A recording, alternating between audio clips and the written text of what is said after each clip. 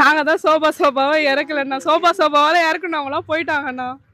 இப்ப நாங்க ஏன் சோபா இருக்கோம்? அப்ப அவங்க இறக்கி இருப்பாங்க. அதனால சொல்றேன், அவருக்கு காசை போட்டுதான், அவரு சம்பாரிச்சது தான். அவர் முன்னாடி சிஎம் வந்து நல்லா செஞ்சிருந்தா, 5 வருஷம் முன்னாடி செஞ்சிருந்தாருன்னா நாங்க அவருக்கு ஓட்டு போட்டிருப்போம். அவர் ஒண்ணுமே செய்யலனால தான் எங்க அண்ணன். ஆனா இப்போ வந்து பெண்கள் கொஞ்சம் பாதுகாப்பா இருக்காங்க. சிங்கப்பெண் பாதுகாப்பு வந்திருக்கு இப்போ அண்ணா ஆட்சியில வந்து. எனக்கு தெரியாது சார். அண்ணாமலை என்ன அவருக்கு இருந்தார் இல்லையா? இப்ப தனி கட்சி ஆரம்பிக்க போறேன்னு ஒரு இயக்கம் ஆரம்பிச்சு 19 லட்சம் பேர் பார்த்தீங்கன்னா இணைஞ்சிருக்காங்க. ஸோ அதை பற்றி உங்க கருத்து என்னம்மா? என்ன சொல்றதுன்னு தெரியலையே. அண்ணாமலை என்று யாருமே தெரியாதா? பார்த்தேன், இப்பதான் பார்த்தேன் கொஞ்ச நேரத்துக்கு முன்னாடி. அவரு விஜய் அண்ணன் பற்றி உங்க கருத்து என்ன? எங்க கருத்து புரியலண்ணா நீங்க சொல்றது. விஜய் அண்ணன் சிஎம் யாருமே வர முடியாதுன்னு சொன்னாங்க. ஒரு கூத்தாடி அரசியல் தமிழ்நாட்டு முதலமைச்சர் வருதான்னு கேட்டாங்க. இப்ப தமிழ்நாட்டு முதலமைச்சர் வந்துட்டாருல்ல, ஸோ அதை பற்றி உங்க கருத்து என்ன? ஸோ அவரோட ஆட்சி எப்படி இருக்கு? நல்லா தானே இருக்கு. நல்லா இருக்குங்களா? ஸோ இப்போ வந்து பெண்களோட பாதுகாப்பு இல்லை அப்படின்னு சொல்லிட்டு இருக்காங்க இல்லையா? ஸோ அதை பற்றி உங்க கருத்து என்னம்மா? பெண்களுக்கு பாதுகாப்பு இல்லைன்னு யார் நான் சொன்னது? எதிர்கட்சியில் இருக்கக்கூடிய உதயநிதி அண்ணா சொல்லியிருக்காரு. அப்ப அவங்க தான் முன்னாள் முதலமைச்சர் இருக்காங்களே, அவங்க கட்சியில தான் பெண்களுக்கு பாதுகாப்பு இல்லை. நைட் டைம் வெளியே போக முடியாது. ஸ்கூல் பசங்களே ராத்திரி பகல் பக்கத்துல கெடுத்துடுறாங்க. ஆனா இப்போ வந்து பெண்கள் கொஞ்சம் பாதுகாப்பா இருக்காங்க. சிங்கப்பெண் பாதுகாப்பு வந்திருக்கு இப்போ அண்ணா ஆட்சியில வந்திருக்கு புதுசா. இப்போ வந்து எக்ஸ்சிஎம் வந்து எதுவுமே எடுத்துட்டு வரல ஒன்றும். இப்ப எங்க அண்ணன் வந்து இப்ப எடுத்துட்டு வந்திருக்காரு. அது பெண்களுக்கு நல்லாதான் பாதுகாப்பு இருக்கு. பெண்களுக்கு விஜய் ஆட்சியில பெண்களுக்கான பாதுகாப்பு நிறைய இருக்கு. ஓகே, விஜய்க்கு ஓட்டு போட்டவங்க ஒரு தற்கூரிய அரசியல் புரிதல் இல்லாம போட்டாங்கன்றா இல்லையா? அது எந்த அளவுக்கு உண்மை? நான் சொல்றவங்க தானே தற்கூரியே.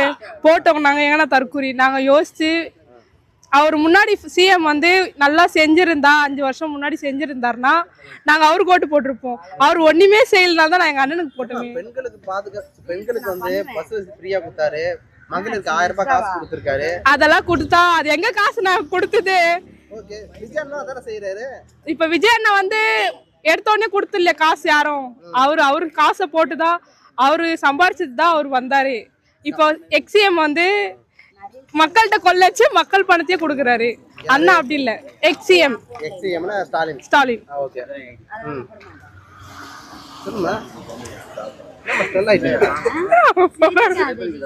சரி, ஓகே மேம். நெக்ஸ்ட் வந்து பாத்தீங்கன்னாக்கா உதயநிதி அண்ணன் என்ன பண்றாரு? சோபா காட்டல ஆட்சின்னு சொல்றாரு இல்லையா?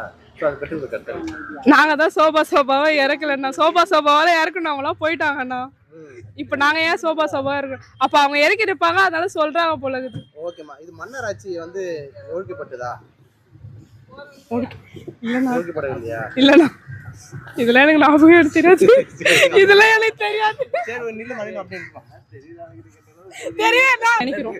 இதுக்கப்புறம் ஒழிப்பாருன்னு நினைக்கிறோம். நிறைய பேர் என்ன சொல்றாங்க, இப்ப வந்து பாத்தீங்கன்னா போதைப் பொருள் இப்பதான் அதிகமாயிருச்சு அப்படின்னு ஒரு விஷயத்த சொல்லிட்டு இருக்காங்க இல்லையா எதிர்கட்சியில் இருக்கவங்க அனைவருமே? அதை பற்றி உங்க கருத்து என்னம்மா?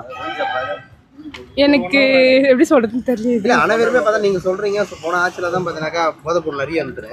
ஆனா அவங்க என்ன சொல்றாங்க, இந்த ஆட்சியில தான் பார்த்தா போதைப் பொருள் நிறைய இருக்கு. இப்ப வந்து நிறைய போலீஸ் வந்து ஸ்ட்ரிக்டா இருக்காங்க.